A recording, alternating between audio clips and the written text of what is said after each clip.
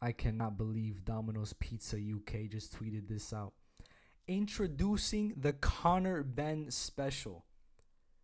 If you guys don't know what's going on with the whole Conor Ben thing, pretty much they did an investigation into his whole um, PEDs thing, and they ruled out, the WBC ruled out that it was likely due to large amount of egg consumption. So it's crazy that Domino Pizza tweeted this out.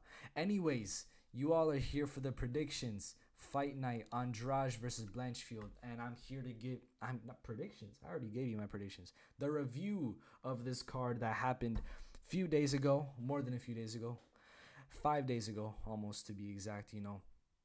Very late with this video. I do apologize, but we move. We gotta get through this, and I do gotta hurry this up because I'm not trying to make you all sit through a 20-minute video of something that happened 5 days ago. This is old news, right? But let's get straight into it. Clay and Carpenter versus Juan Camilo Ronderos.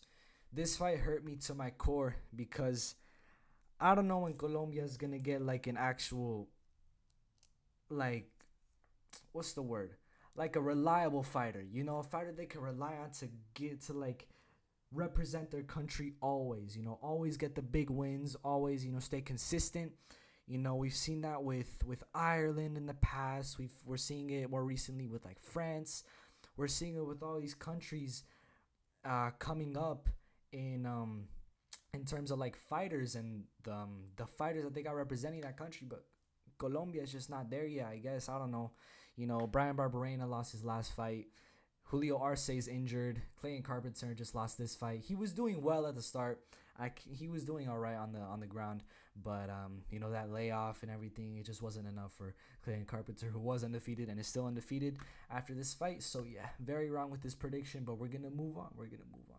And we're gonna move on to AJ Fletcher versus Thema Gorimbo. AJ Fletcher saved me with this one. At least I was 1-1 going into this one now. AJ Fletcher, he was on the verge of likely being cut from the promotion if he lost this fight, but luckily he did win, and I'm happy for him. We're gonna likely see more of him in the UFC. He hasn't been cut, he hasn't been removed from the roster, so we're gonna see more of him, which is a good thing. We're gonna move on to something that wasn't a good thing, at least in terms of my picks. Oven St. Preux OSP versus Felipe Lins. I saw these odds. I saw the minus 215 against the plus 185, and I went for the plus 185 guy. And that didn't go well for me. I went for the famous OSP decision, and that's just not what happened. Felipe Lins, yeah, he definitely showed up. It was pretty impressive how he did it. I mean, it was just pressure and power, and yeah, OSP just did not belong in the octagon versus Felipe Lins. OSP's been in the game for a while. He is a veteran. I mean, he's been in the game for a long time. He challenged for the title at one point versus John Jones. He's fought, I mean, a lot of the veterans, the legends at light heavyweight. So I don't know. Maybe he's probably close to retiring, honestly. And after this brutal knockout, it might be more likely. I don't know. But a big win for Felipe Lins there. Happy for him. But my picks definitely suffered, and they suffered throughout this entire card, especially in this one. 23-0, Hussein Ashkabov versus 18-6 Jamal Emmers, pretty boy. And I don't know, man. It just didn't. I guess it was the layoff, but Jamal Emmers, I'm happy for him nonetheless. That was a pretty big win for him. Beating a guy who's 23-0 is huge for your career. And yeah, Hussein Ashkabov, I don't know if I'm going to trust undefeated guys the same ever again. I don't know, 23-0. I don't know, man. I don't know. But I definitely put all my faith into Mayra Bueno Silva. I was 100% sure she was going to win this fight. And she beat Lena Landsberg's submission in the second round. I had her doing it in the first round. I should have known that the first round, isn't always the finish. The finish isn't always super quick. But I thought this was going to be one of those. But that's not what happened. She got it in the second round. At least I got the submission part right. But then again, everybody else did. So it's not that big. And she was a minus 460 favorite. So it's not a super big pick for me. But she did get performance of the night for that. And she did move up in the rankings. Lena Landsberg, I think she retired at this. Maybe I might be wrong. but I'm pretty sure she retired after this fight. I think she got removed from the roster as well. I could probably check. I got the scorecards here. I could probably pull up the rankings. Hold up. Let me pull up the rankings. Yeah. Oh, no, it's not in the rankings. It doesn't show up in the rankings because she retired, like, after they came out. But, yeah, Lena Landsberg, I'm pretty sure she's retired. And if we look at the scorecards, yeah, Jamal Emers, Kusain Ashkabov, it was full unanimous decision. I mean, every round. Then Mayra Bueno Silva won the first round pretty clearly, and then the second round was the finish. So, yeah, that's that. We're going to move on to Nazim Sadikov versus Evan Elder. I got this one nice. I had him winning by decision, which would not have happened if we look at the scorecards. Evan Elder was winning both of the first 2 rounds on all 3 judges' scorecards. So it might be a good thing that Sadikov, that Evan Elder got that cut on his eyebrow, at least for my picks. Definitely not good for him. I'm pretty sad that happened. You know, I'd rather give up my pick for Evan Elder for him to win, but at least he got fight of the night. He did get his $50K bonus, so I'm happy for him there. At least there's a happy ending. And yeah, I'm excited for the next Evan Elder fight. And that was the feature prelim. We're going to move on to the main card. Jim Miller versus Alexander Hernandez. This was a fun fight. I enjoyed this fight a lot, not only because it was my only perfect pick of the night, but just because it was an enjoyable fight to watch.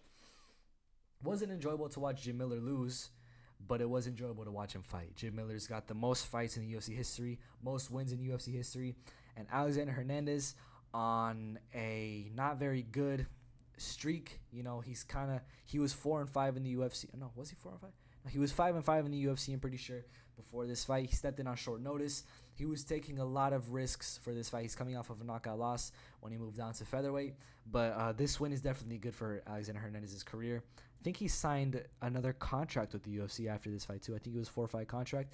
So he's good. Alexander Hernandez is good. He's going to be fighting more. And this was really good for his career. And I'm happy for him. What can I say? And I'm happy that he got me my perfect pick and all that. You know, can't wait to see where he goes next. And Jim Miller as well, man. Jim Miller, I don't know, man. It's something about watching Jim Miller fight. It's like an opportunity. It's like something different, you know, because this is such a legend and he's got the most fights. So, like, watching him add to that record is pretty crazy. And he's got the most wins, too. So, if he were to add to that record as well, that'd be even crazier. So, just a blessing to watch Jim Miller fight. And I'm happy for Alexander Hernandez there in his win. He was the minus 225 favorite.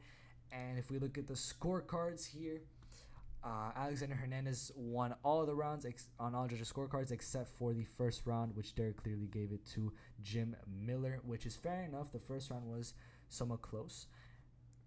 But we're going to move on to William Knight versus Marcin Prachnio. I do know how to say his name correctly now because I was watching live. And oh my God, this is an atrocious pick. I can't, bro. I can't. This pick, man, I was so confident with this one too, and oh my.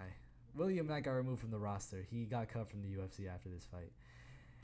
Yeah, that's how bad this pick was. Oh my. This was not a good night of picks for me, as you can tell. I did not get a lot of these picks correct, but, you know, William Knight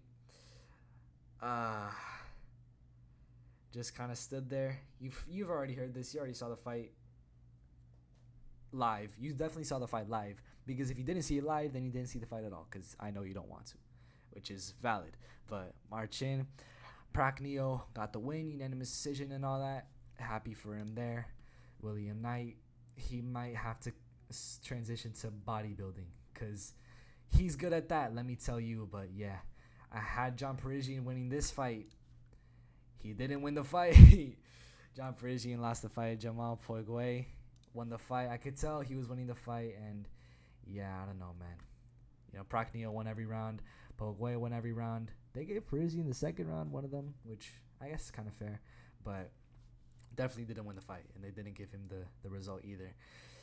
This was one I was happy about. Not really. I was happy about the winner, but the loser I was kind of sad about. Zach Pauga, bro. Hell yeah. Zach Pauga beat Jordan Wright. And I had him winning second round knockout, but hey, it's all good. Zach Pauga was able to show them brutal elbows. He was able to show his clinch game on the fence, which is kind of boring, can't lie. But fact that he got the win at all, it's pretty impressive to me. He beat Jordan Wright on the feet anyways. This was a heavyweight moving down to light heavyweight and a middleweight moving up to light heavyweight. So kind of an unfair fight there, but Zach Pauga got the win. I'm happy for him getting the win anyways. I do need to see him fight someone else, though. I do need to see him fight. If he's going to stay at light heavyweight, apparently he did move up to heavyweight just for the Ultimate Fighter. But if he's going to stay at light heavyweight now, I need to see him start beating some more better guys that aren't middleweights, light heavyweights. So I'm excited to see where Zach Pauga goes next in his career. As for Jordan Wright, he did get cut from the promotion. This fight left him at 2-5 in the UFC.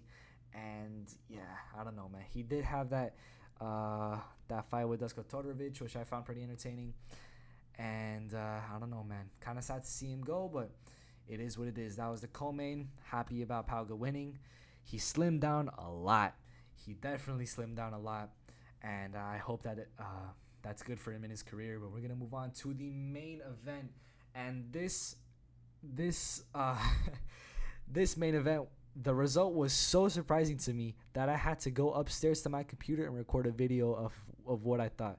I'm going to start doing that more often. Immediate thoughts after cards. I'm going to start doing that. I'm going to do that for this weekend's card as well. Krylov versus Span.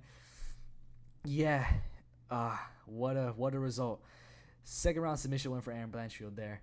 She's in the top 3 now in flyweight, and it's crazy how she was able to accomplish this effortlessly too. I mean, she showed her skill everywhere, and I didn't have her winning. Kind of sad that Andrade didn't give me my pick. And Jessica Andrade just can't catch a break in these rankings. But, yeah, man, it is what it is. And we've got a new title challenger. Erin Blanchfield is making flyweight more exciting. We've got some exciting contenders at flyweight, let me tell you. And Erin Blanchfield is at the top of that list. And we've got other people like Tyler Santos. And we've got Manon Fiorot. We've got still Jessica Andrade. Her presence is still there, and at least for me, it's possible still. A lot of other top guys there, and there's also that, I guess, Molly McCann still got her popularity. The hype train's derailed, but Molly McCann, the name is still there. So I don't know. Do with that what you will, but this was UFC Fight Night, UFC Vegas 69, Andrade versus Blanchfield, guys. Let me know in the comments what you think about the card, what you think about the quality of the uploads recently. Tell me what's good about it. Tell me what's bad about it. Any feedback is good on this channel, positive or negative. Whatever helps to improve the content of this channel, because that's what I'm trying to do at the end of the day. And sorry for the lateness of this video. I just wanted to get it out there because I at least want to get the review out there. I already said that. Yeah, kind of stumbling on my words in this kind of outro, I guess. But leave a like, subscribe, leave feedback, and I'll see you all tomorrow in my next video. Probably be about Sergey Pavlovich and Curtis Blades, or Charles Oliveira versus Benil Dariush. There's a lot of good fights that got announced. Week 7 wasn't stacked at all, but week 8 this week is looking pretty good. But I don't want to jinx it, so yeah. Early week, it's looking pretty good. Yeah, take care, everybody.